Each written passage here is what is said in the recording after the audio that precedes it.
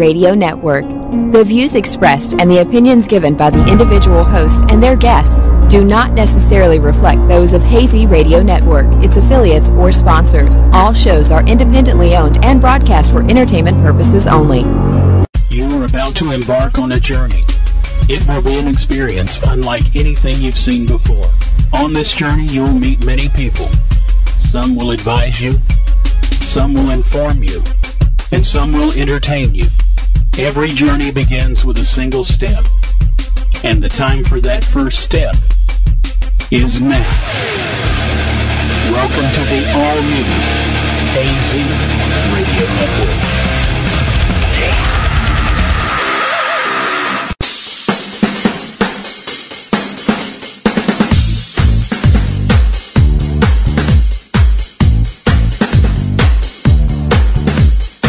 Welcome to the Rock and Roll Radio Show with your host, Andrew Brewer, and his co-host, the not-so-psychic Hazy.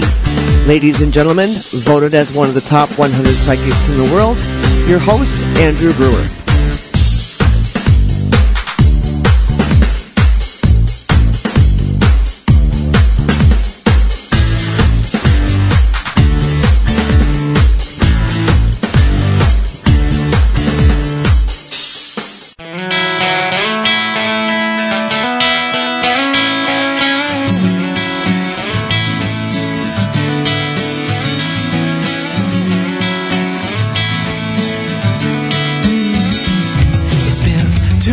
And 16 days since my baby walked away. And to my surprise, my life's been fine without you. It's only black and white, our love was colorblind, but out of sight, out of mind. I'm breathing again now, I'm turning the page now. It's time to be all I can be. If it's not too late to give you my confessions and to start over again. If it's not too late to find what I've been missing and forgive and forget, 'cause I'm only human and I can change if it's not too late.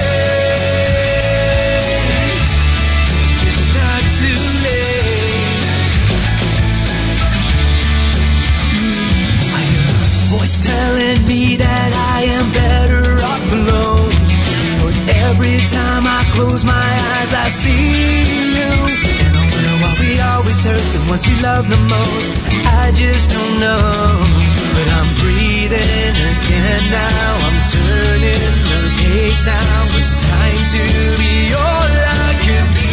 If it's not too late to give you my confessions and to start over again.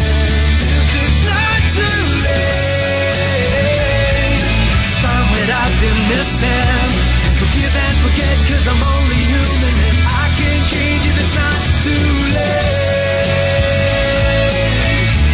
If it's not too late.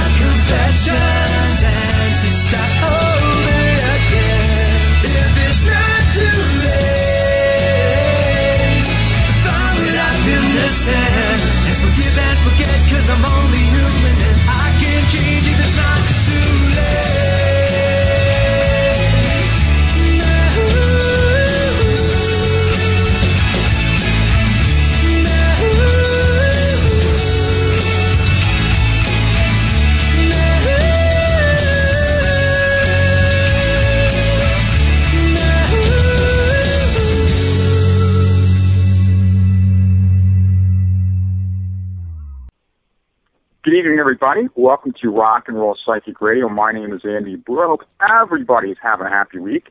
And again, my usual mantra, whoever took summer, bring her back. Because what can I tell you? I hear it's hot other places. It's not hot in Ohio.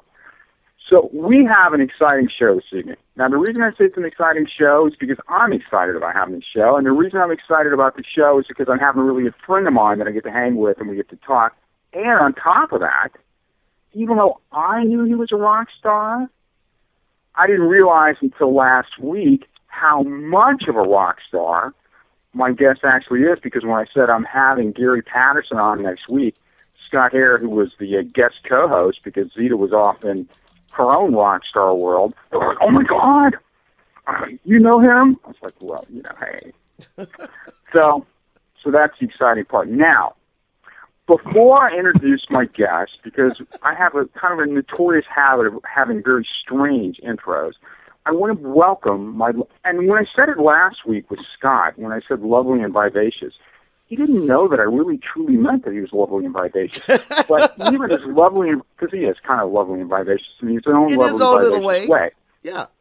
But to really define lovely and vivacious, we have to have a baseline, a standard from which others, like Scott Hare, can be measured, and that baseline is Zita Ost.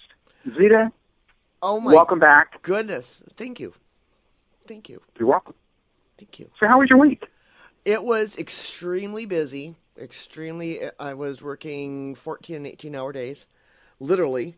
But, learned a lot, taught a lot. I taught all last week and instructed and computer programmed people and wrote training manuals. And so, yeah, I was busy. I'm having flashbacks to a previous lifetime when you're talking about this. But, you would. Because I've done this. Yeah. But I'm happy to have you back. Thank you. But I want to move ahead to my guest. Now, how to describe Gary Patterson? He's funny. I don't mean funny and odd. I mean funny like he's really funny, like humorous funny. He is. He's brilliant. His mind's like an encyclopedia. Mm-hmm. Well, an encyclopedia that he can actually find things. That makes it even more fascinating. He's an incredible writer. He's all over the place. He's been on Coast to Coast AM so many times.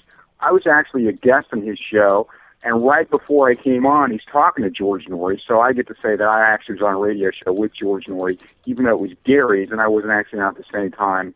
I counted.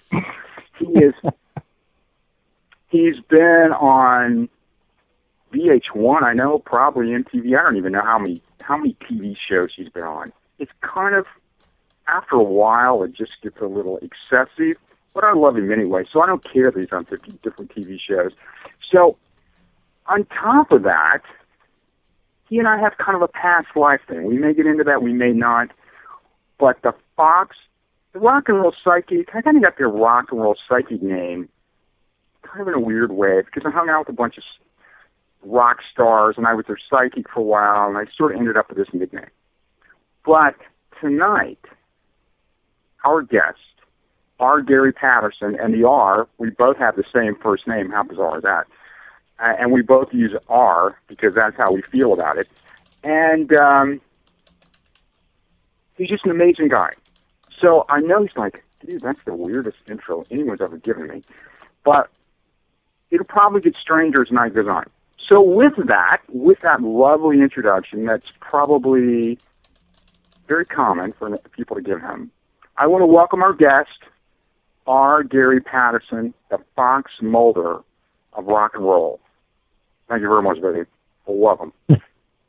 Have you ever had an intro like that? Tell me, Gary, honestly. Honestly, Andrew, I've never had an intro and just an introduction quite like that. An Andrew introduction. No, I haven't. First time ever. I need to find my sound effects. Yeah. I need to find my crowd applause and standing ovation sound effect for that one. Yeah, we need that. You're talking about the fact that Gary's here. So, how many different TV shows have you been on? I've been on like 2. So how many have you been on? No, I've been on Oh, let's see. I did a series of VH1. It was called VH1 Confidential, and that was around 2000. I did a show with E called Doomed to Die, 13 Curses. Mm-hmm. I've been on History Channel. I've been on A&E. I've done Canadian television with Richard Syrett for the Conspiracy Show. Yep. And I guess probably the most interesting TV, well, I've done some stuff in England, but probably the most interesting show I did was with a group of Russians who came over, and we toured the western part of the United States and did a documentary on Paul is Dead, and it aired on Russian television. So I guess that's probably the most unique one. Of course, I got to tell you, Andrew, when I was going to meet the Russians, it didn't bother me because I actually overpriced myself, and I was kind of shocked when they agreed to the price, and I thought, oh my God. So the day I went down on a Friday, I told some friends, I said, listen, if I get a bad vibe, I'm coming home and I'm just going to, tell them to keep their money and I'll do an interview in Nashville. So when I drove down, I went to this hotel and I went to the desk to check in and I said, are there a few Russian gentlemen here, film crew? And they said, yes, they're there in the bar and they're waiting on you. So I thought, well, these guys may be KGB, So I walk into the bar and there are 3 Russians and they're singing Beatles songs in broken English. And I thought, yeah, I can hang with these guys. And it was fun. It was probably one of the most interesting weeks I ever had.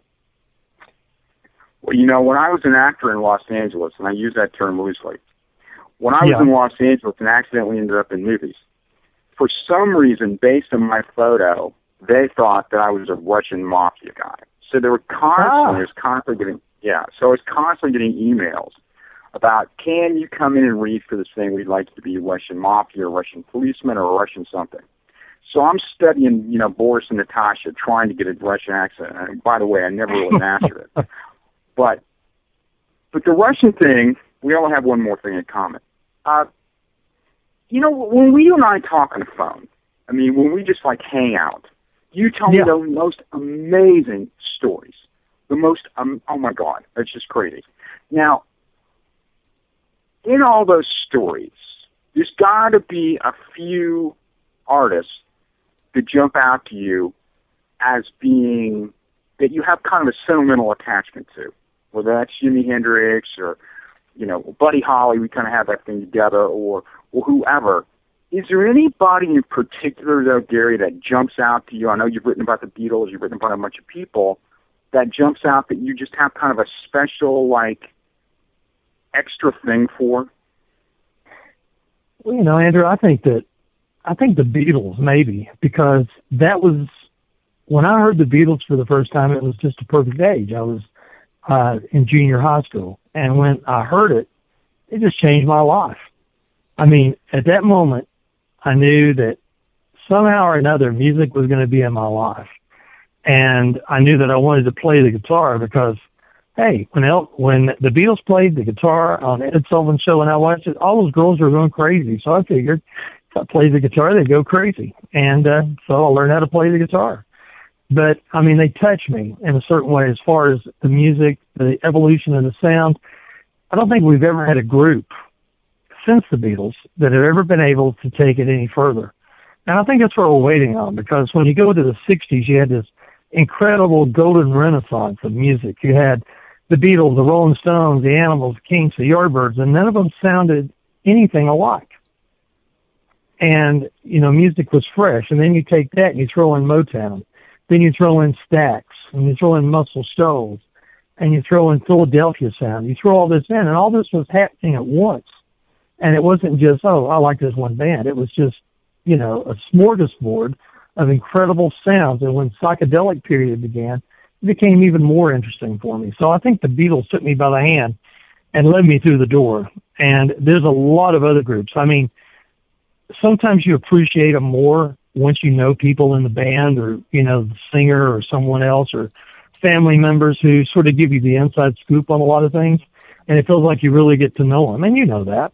And so I know there's others. And I think there's also this search for justice, because, like the Jimi Hendrix and some of the others, their deaths just don't make sense the way it was reported. So, I think that a search to want to know what's out there the idea of how it changed my life and how